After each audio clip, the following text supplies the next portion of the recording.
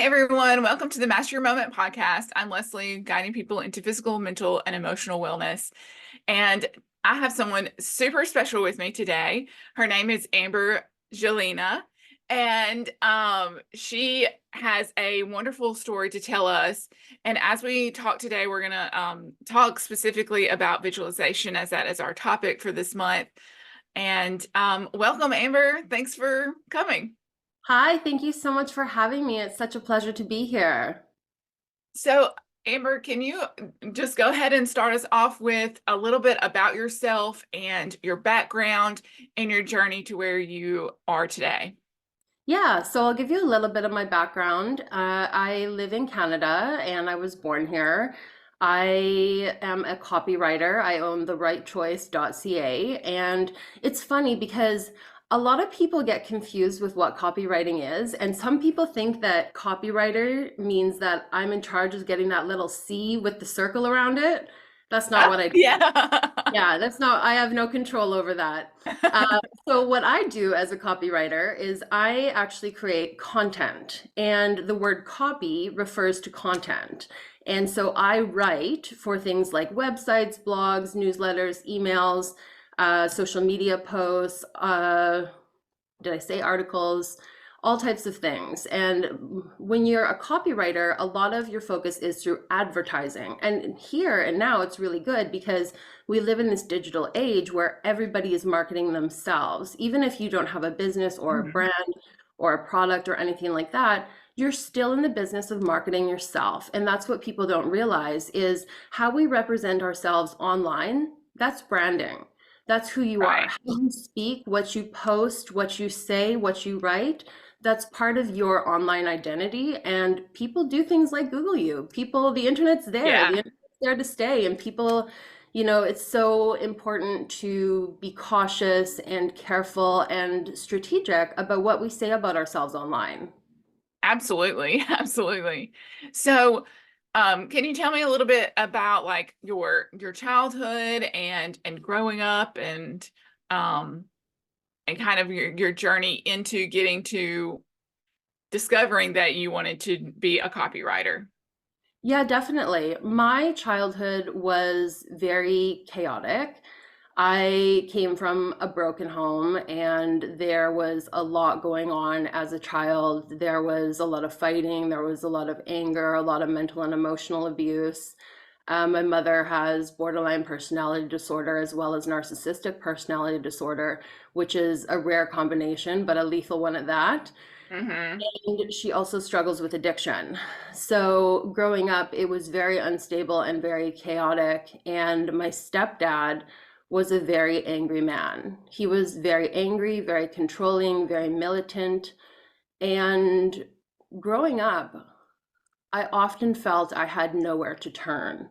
I had no one to go to. I had no one to speak to. I have siblings, but they're older, and we were all dealing with things and coping with things in our own ways. And because my siblings were older, they kind of had their own ways of coping with things, and I was just kind of like their annoying little sister that they wanted to go away. And so I needed to learn how to cope on my own, and how I did that was through writing. And I remember being a little girl and like having little pieces of paper that I would write on, and I would hide them under my mattress so no one would find them. And then eventually, I remember the first year I got a diary for my birthday, and I was just like, oh my goodness, it has a lock on it. My secrets are safe.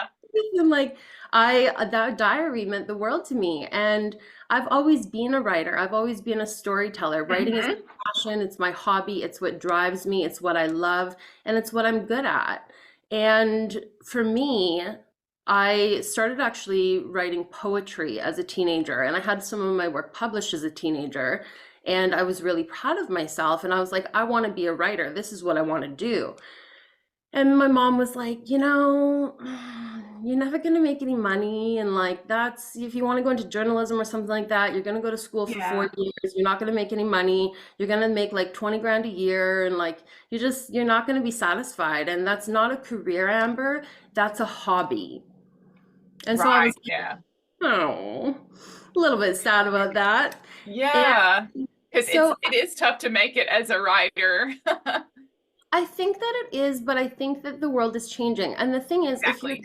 if you're talented at what you do, there will always be a job for you. There will always be a career for you.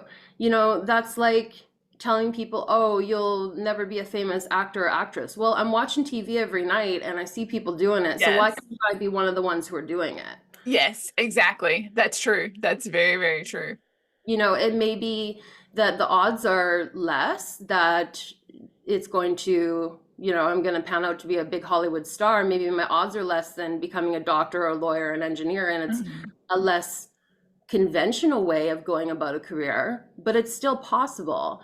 And it took me a long time to realize that my dreams were possible because I had a lot of naysayers, I had a lot of negativity, and it was coming from the people that were closest to me, like my parents, like my family, like my close friends. And they were like, you know, you're really good at this, but is it going to pay your bills?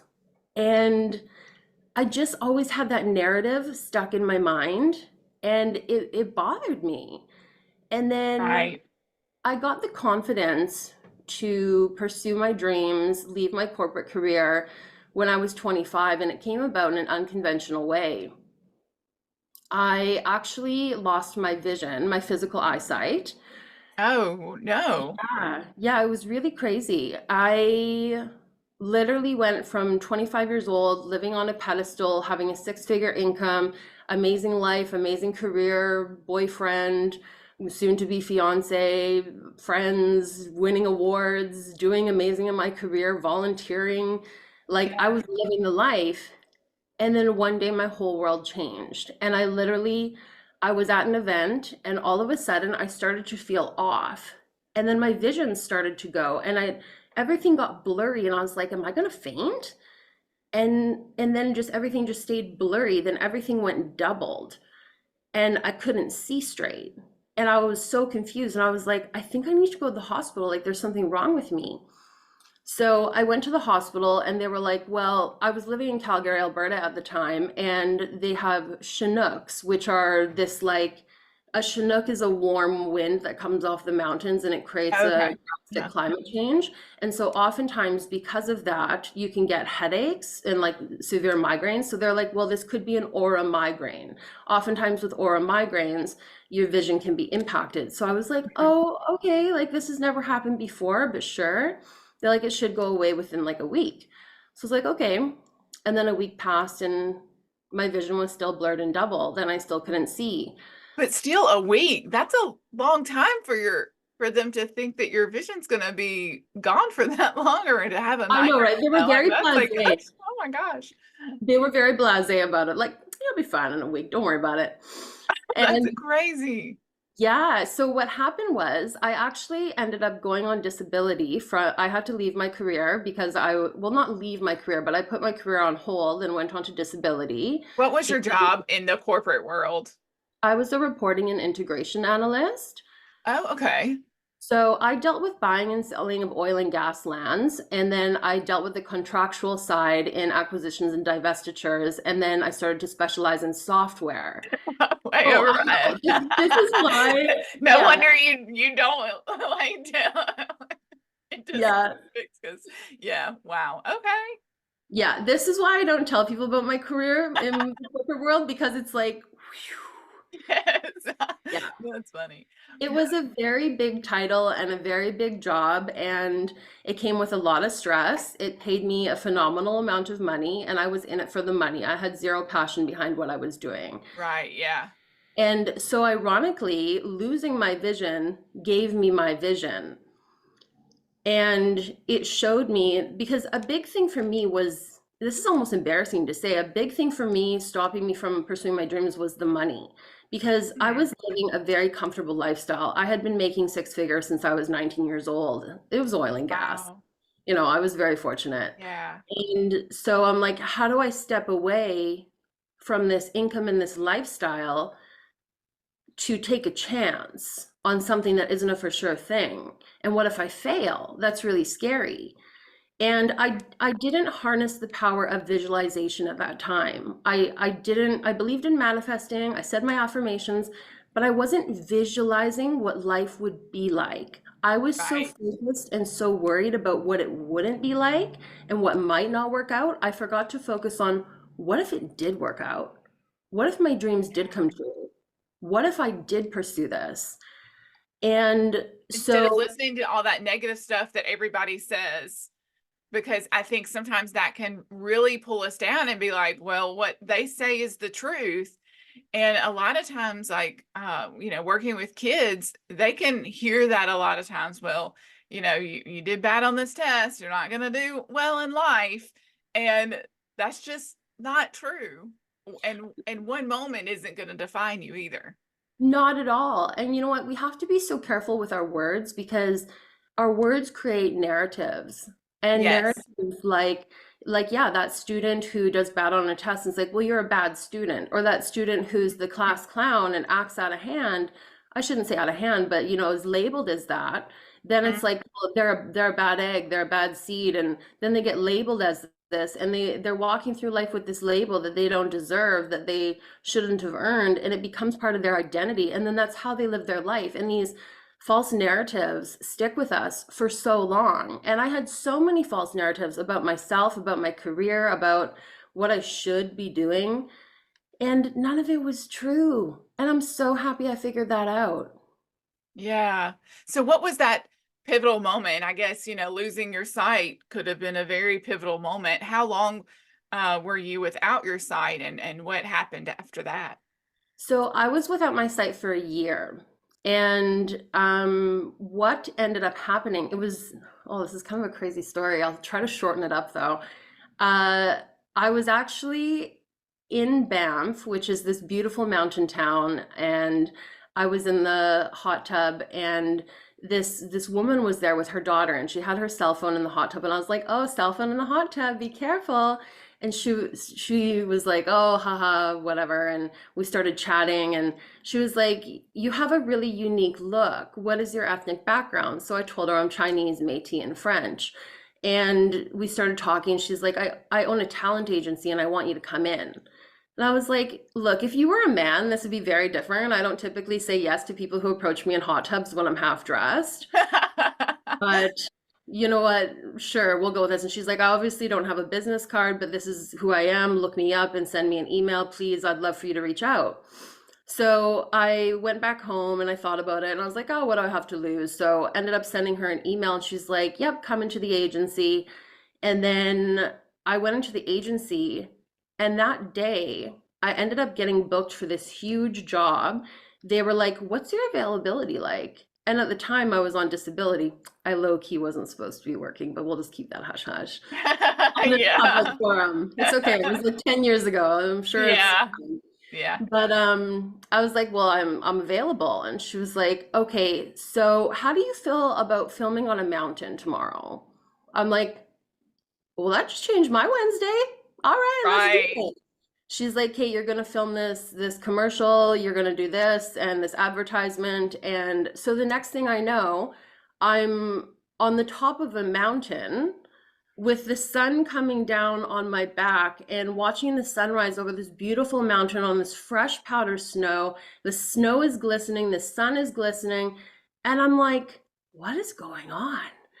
And it was when the makeup artist went to go do my makeup. Now, because my eyes fluctuated, they would sometimes kind of like twitch a little bit. And like I'd have to close my eyes really tightly and like really hard blink because my eyes would be sore from all the fluctuating of the double vision and the blurred. And Uh-huh. so I felt really self-conscious. And I was like, well, what if she goes to do my makeup and then like my eyes are flinching? So I told her, I was like, well, I have astigmatism in my eye. I called it that because I was embarrassed to say like Right. I can't see. And as I was saying this to her, I realized my vision is fine. My eyes stopped fluctuating. I can see. And for the first time in months, my vision was normal. I could see Yeah. straight. Nothing was blurred, nothing was doubled. And I was like, oh my God, I can see clearly. And then as soon as I went back to like regular life back home and I kind of got out of self, I would say, and out of being in tune with myself, my vision went back to being blurred and doubled. And eventually, like doctors thought that I had cancer, thought that I had MS, they thought all these crazy things. Oh, And yeah. when my test came back negative, they were like, well, you have conversion disorder. And conversion disorder, for people who don't know, it's basically where you have a mental or emotional trauma, for lack of a better term. And if Hmm. you don't take care of it, the symptoms can manifest themselves physically. Now, a good example of this is like if you're sitting in an office, let's say it's 4:30 p.m. on a Friday, you get an email from your boss, I need you to stay late. We got this deadline, this deadline, this deadline. And all of a sudden, your shoulders are like, ugh, and you start to creep up and you feel that tension in your neck and you have Hmm. to stop and release it. Right. Yeah. That's conversion disorder. Your brain is saying, I'm stressed out, this is going on, and your body is reacting. Yes, So, because our mind and bodies are so connected. oh, absolutely. And I had to learn that the hard way. And it was ironic because losing my vision actually gave me my vision. And it was in that moment that I was like, I need to make a change, and I'm meant to follow my creative dreams. I'm meant to Hmm. be, at the time I was doing modeling, acting, and writing, and I was like, I'm meant to do this. This is my career path, and I need to follow my dreams. Yeah. So I made a plan, and I decided I was going to move to Australia, follow my dreams for 1 year. I had a 1 year visa, and I was like, I'm going to go hard. That's going to be my 100% focus. That's all I'm going to do is focus on modeling, acting, and writing. I'm going to hustle hard. I'm going to put myself out there. I'm going to put all my energy into this. And if I fall flat on my face after a year, I will come back to Canada with my tail between my legs. I'll sit in my little glass office and I'll never speak of it again, but at least I tried. Right. Yeah. Yeah. Wow, And what a journey. yeah, totally a journey. And then the crazy thing is, it actually all worked out for me. So follow your dreams. Yeah, so all of it kind of worked out in Australia as well. Well, I say all of it worked out. It worked out in a very unconventional way. So I ended up Not how doing you expected it to work out. Right. not how anyone expected it to work out. Yeah, we all make our plans. And Didn't plan for this one. Didn't plan yeah. for this one. So I ended up doing a reality TV show that was quite big over there. And I ended up being like a very pivotal character on the show. And then when the show aired, I was edited as the villain.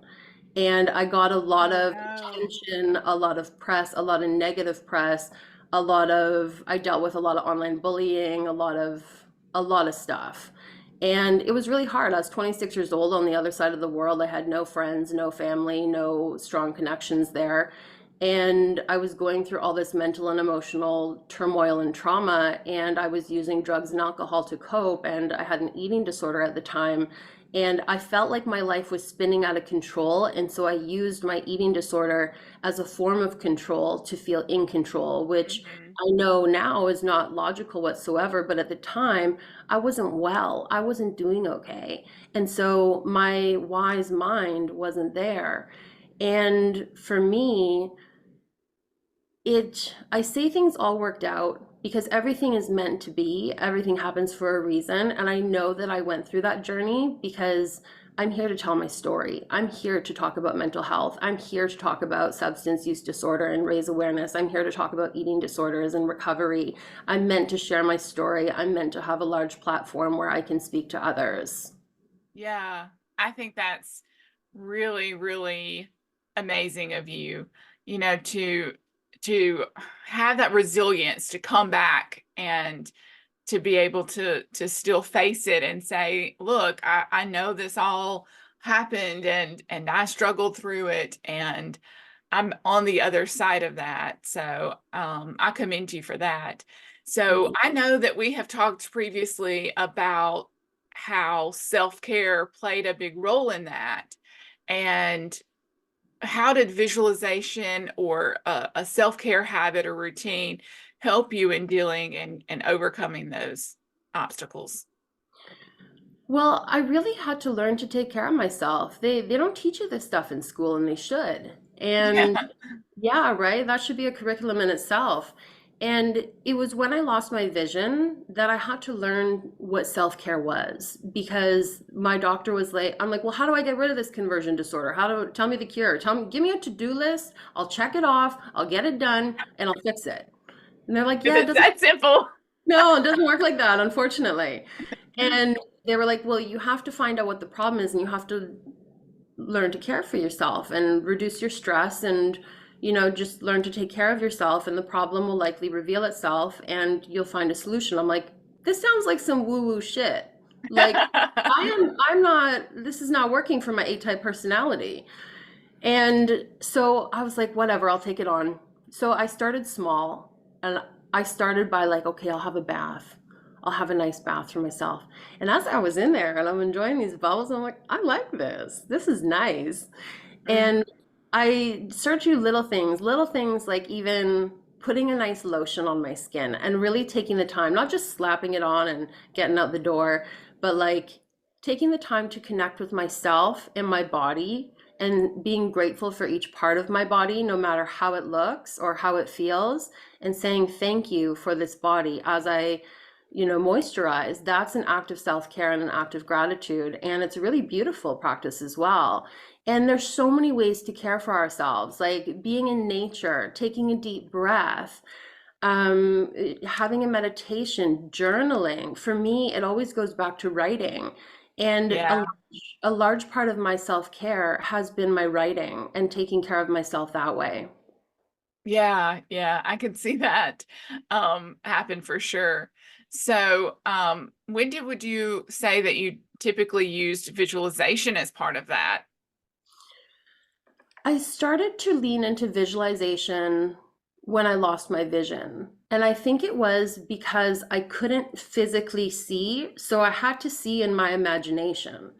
I Mhm. had to close my eyes and visualize what life might be like, what life could be like, what are the possibilities. And I started to shift from everything that life is not to everything that life could be.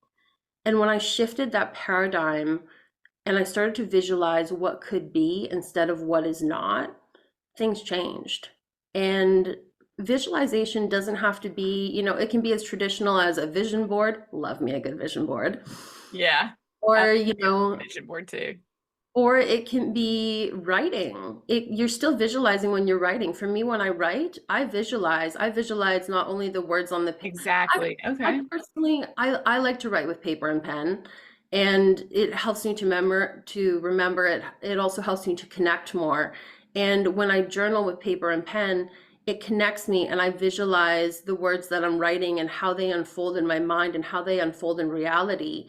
And visualization, if you're not into writing, if you're not into vision boards, it's as simple as closing your eyes, taking a couple of deep breaths, and visualizing a version of life that is gold. Hmm. Visualizing a version of life that you are worthy of, that you deserve, and believing in it. Right. I think that's an important part too, is that belief in it. You have to really own it and say, like, I can do this, and have that feeling attached to what you're seeing as what you want to do in life. Um, I think that's awesome. Like I haven't even thought about that technique and perspective of using writing as that tool for visualization. So that's really, really awesome. Yeah, writing is such an amazing tool, and it can be as simple as writing one sentence. You don't have to write a book. Like, don't be intimidated by the process. It can be as simple as I feel blank. I feel blank because blank. In the Hmm. future, I would like blank. Like, Right. it Yeah. can be Yeah. so short, so sweet, so simple. You can bleed your feelings onto the page. You can write a 7-page document back and front. You can do whatever you please. You can write poetry. You can write a journal entry. You can get a journal prompt. There's so many ways to write and to release our emotions in that way and to care for ourselves through writing. Yes, yes. And actually, next month is going to be my writing series. So, Oh, no way. yes, yes. And talking about journaling for self-care. So, this is going to be that good combination of how a lot of self-care practices can be very intertwined, because I also think of like, you know, guided meditations is very much creating this visualization. So visualization can go into different other self-care areas, and it's not necessarily just this one thing. It can be used in other aspects of self-care. Um, Absolutely. And you know what? There's so much value in self-care because at the end of the day, we only have ourselves. We only have ourselves to take care of. And if you're not taking care of number one, what good are you going to be to anyone else? exactly, exactly. So I know we've discussed before how both of us have lost loved ones in some of our chats. Like, you're familiar with my past year a little bit, and I know that you've lost a lot of loved ones too. And we both know that that is a very difficult experience, but it's something that all people have to go through at some point. Um, how do you use visualization to help process grief? Using visualization to process grief is a really interesting topic. And I think that it can be a really helpful tool to use, but it can potentially be harmful if you're not ready for it. It can be a rather intense experience, visualizing loved ones who have passed or your connection to them, or whether it's visualizing them alive and well or visualizing them as angels who have passed on into another world.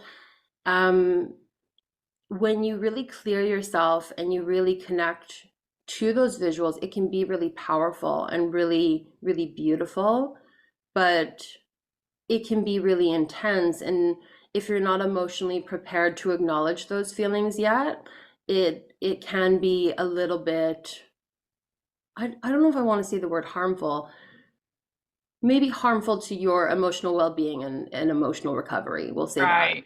Yeah, because I imagine, like when someone first dies, I know sometimes you replay those episodes over and over again. And we as people tend to visualize, and we focus on the negative aspects of what happened, or watching your loved one die in a hospital like I had to do with my sister. And I may replay that moment over and over again. But you know how you talked about how we create those narratives?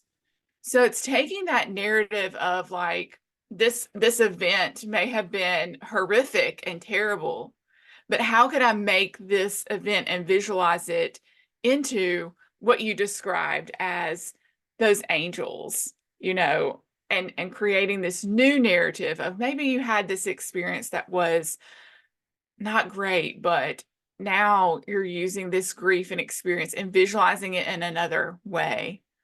Um, and how have you, kind of done that as you've experienced your own grief? Going through grief is a really difficult thing. It's really challenging. I lost my dad when I was 10 years old, and that was a really challenging thing to go through. And then just recently, I lost my grandma, and then my best friend passed away, and then my grandpa passed away. And it was all within 6 months that the three of them passed away. So I was going through complex grief. And for me, I found a lot of power and a lot of healing inside of knowing that my loved ones who have passed are in a better place, that they're in another world and that they're always connected to me. That, instead of picking up a phone and dialing my grandparents' number, I close my eyes, I take a deep breath, and I connect to them there. And visualizing them and their spirit, I can feel their spirit all around me. I can feel my dad's spirit all around me. I can feel my paternal grandparents as well. And it's because I visualize and because I know that they're there and I believe in my heart that they're there. And the more that I visualize, the more powerful those visions get. And feeling that connection and having those conversations with my loved ones who have passed and change, like you said, changing that narrative of like, I used to feel really sad about my dad dying. Like I was just a little girl and I had this, why did this happen to me? It's not fair. Why there is no God and this wouldn't have happened if there was a God and all these things and kind of doom and gloom. And it is very sad. No little girl or little boy Right. or anyone should ever lose their parent. It's a really hard thing to go through. But as an adult, I decided to get out of that narrative of poor me, why me? And instead, I looked at it and I was like, I'm not the only person who's ever lost their dad in this world. Mhm. And how do I heal? How do I grow? And how do I evolve as the best version of myself? And the answer to that was creating a connection that's bigger than myself. Creating a connection through visualization. I visualize my dad, I visualize my grandma, my grandpa, everyone. And I visualize not only the memories that we had together, but the memories that, or not the memories, but the moments that I know they're watching over me.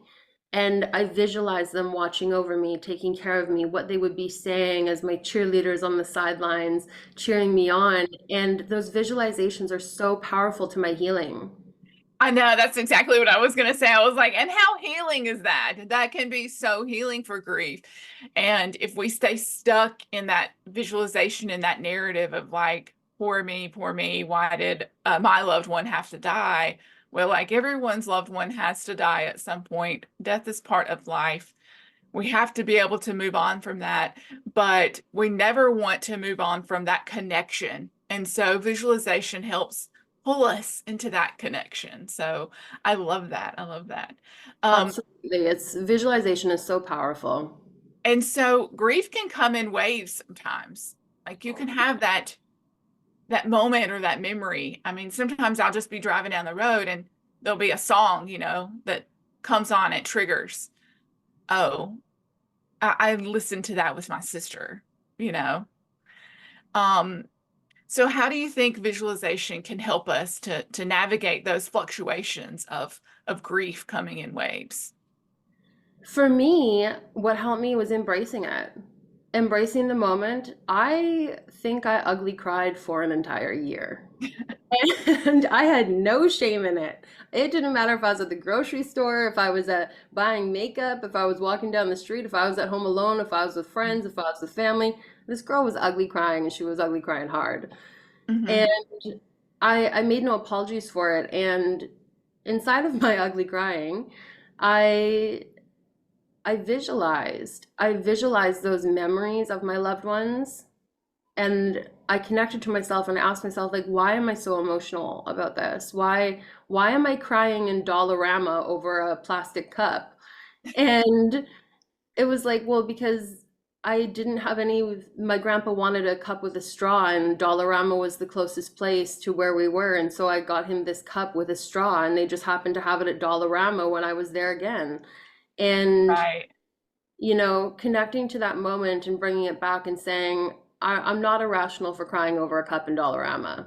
I'm actually completely and 100% legitimized in my emotions, and I deserve to feel this way because I really loved my grandpa. I still love my grandpa. I love all my family who've passed away, and the ones, of course, who are still living. And allowing ourselves, not only is it important to cultivate the awareness of connection through visualization, but to allow ourselves to make room for it and to say like, it's okay. It's okay. Yeah. I think that's important too, because sometimes we have that, pop-up vision of this this happened, or oh well, like this reminds me of the person and that makes me feel sad that they're not here anymore.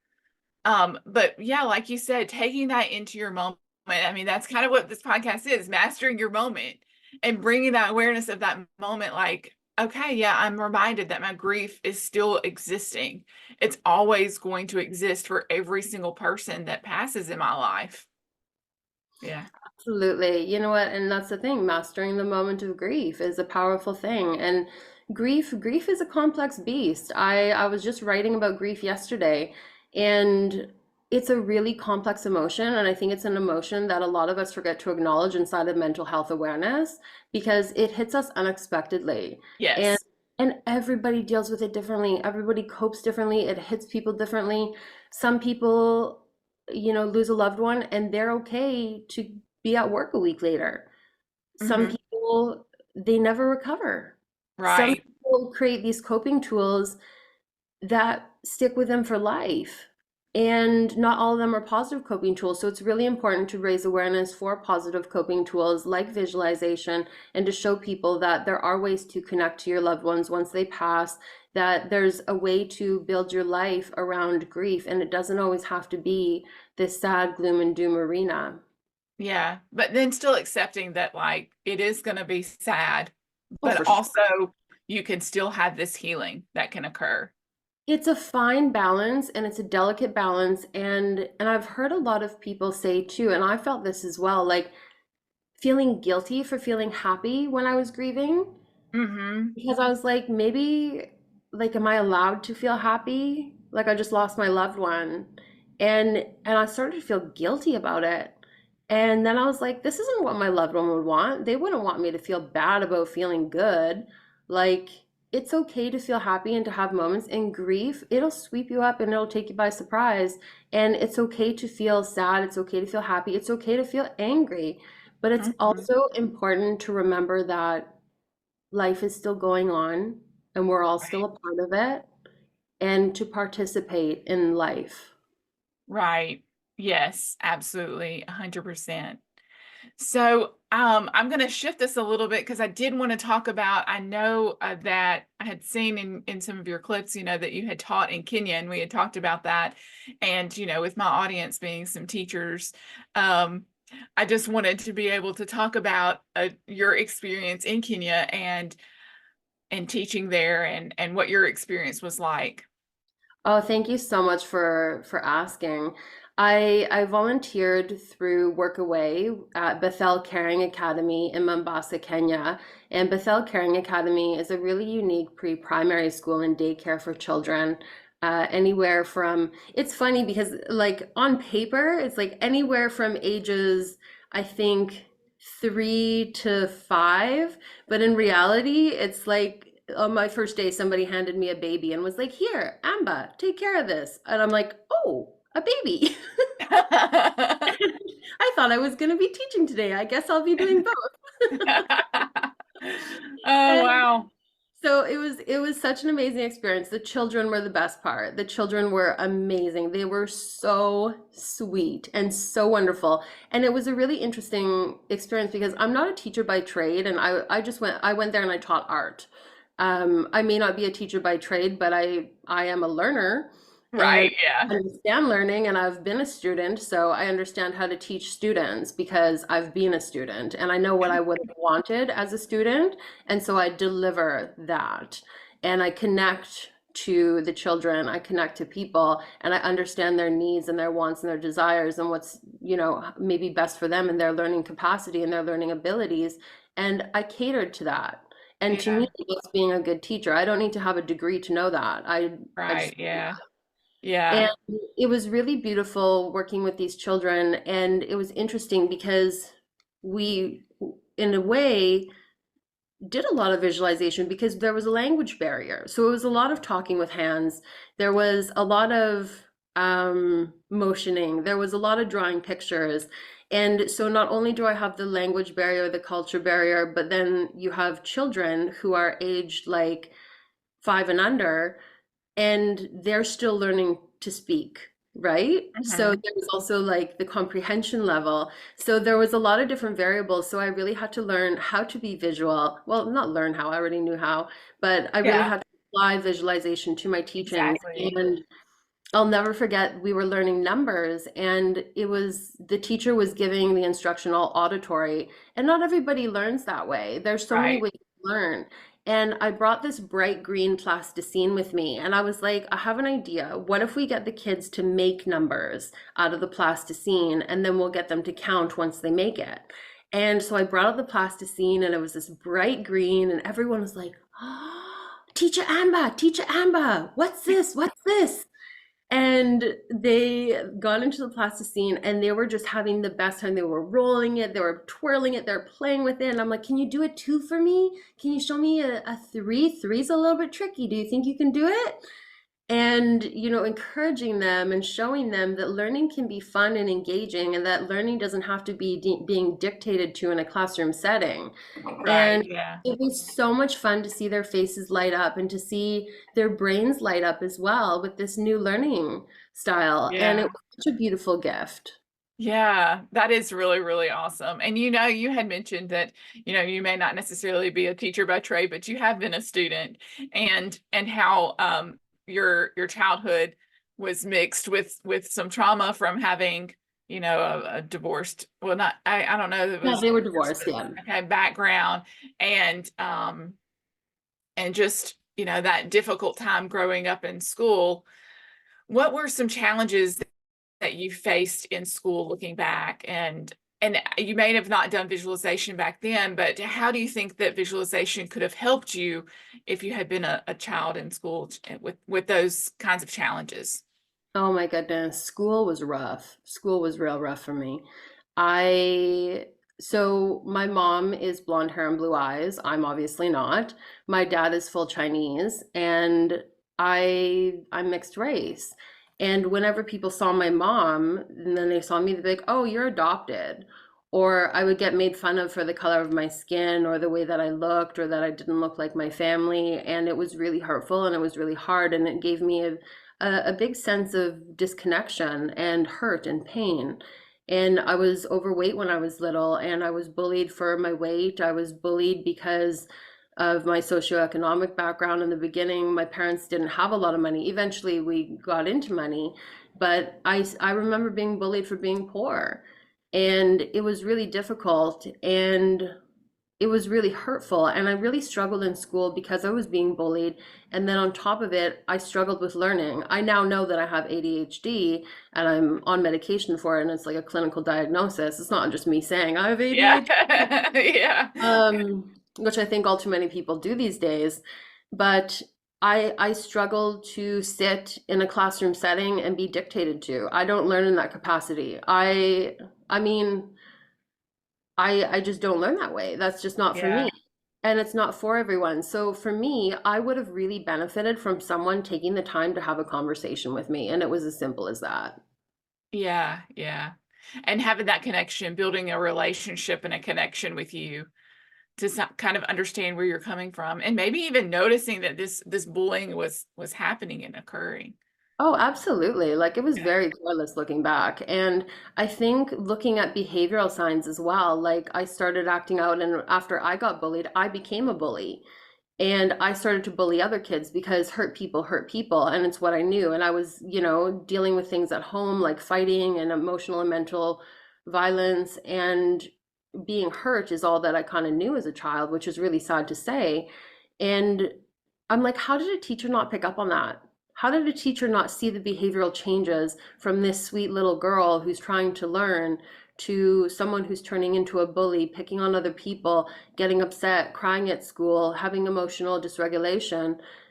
How did no one pick Yeah. up on it? How did no one call my parents and be like, hey, we noticed that Amber is really upset and that she's cried in school a couple times and that she's Right. to leave the classroom, that she tried to, like, how did my parents not pick up on me every day going into their room in the morning and saying, I don't feel well. I don't want to go to school every day. That's a red Hmm. flag. That's a huge red flag. If your child is going Yeah. into your room and saying, I don't feel well, I don't want to go to school, you have to look into that. And for me, when I was saying I don't feel well, that was me saying I'm not mentally well.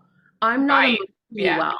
I didn't know how to explain I'm being Exactly. bullied and I feel sad and I feel trapped and I feel not good about myself. I didn't know how to say those words, so I just said I wasn't feeling well. Hmm. So just teachers noticing and finding awareness in those moments, and really when they connect to you, they can figure that out, right? And you're going to be more willing to open up if they have that connection with you. Having a connection with your students is so powerful. Teachers are such beautiful people and they do so much for children and for the world, really. Mhm. And to me, I look back on some of my teachers and I still remember them and I still remember, certain things about them. And I'm so grateful for some of the things that they taught me, not just the lessons, but the things that they taught me in life.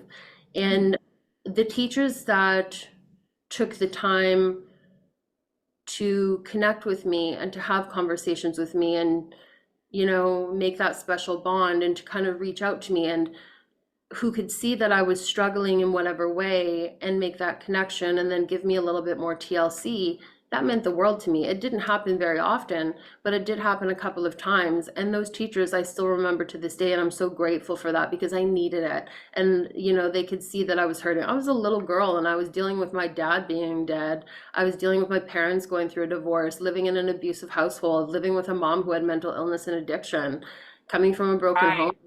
and Yeah. being mixed race in the 90s. That wasn't a cool thing. Yeah. It wasn't trendy. It certainly wasn't a trend. It was something that was frowned and looked down upon. And being bullied for the color of your skin as a child is so hurtful and so hard and so disgusting. Yeah, it is. It is. Okay, Amber, it's been fabulous talking with you today, and I'm just so grateful that I was able to do that and bring you on here. And we've talked about so much, your journey and your life. We've talked about grief. We've talked about your teaching. What advice would you give to others about exploring visualization? Exploring visualization, get excited. Get excited about it and try it on for size. Just dip your toe into the water. And I understand that, people are like, well, that's not my thing, or I'm not a visual person, or I'm not a creative, I can't do a vision board, or whatever it may be. There are so many methods and modalities to visualize. If you're not into meditation and you don't have that focus or concentration to do a guided meditation, a guided visualization, that's okay. Make a piece of art. If you're not into art, do writing. If you're not into any of those things, close your eyes and use your imagination and visualize and enjoy the process and see what you can come up with. Anything and everything is possible when you dream it. And then start believing in your dreams. That's my advice. Believe in yourself, dream big, and know that anything is possible. I love that. Thank you so much. I really appreciate You are so welcome. it.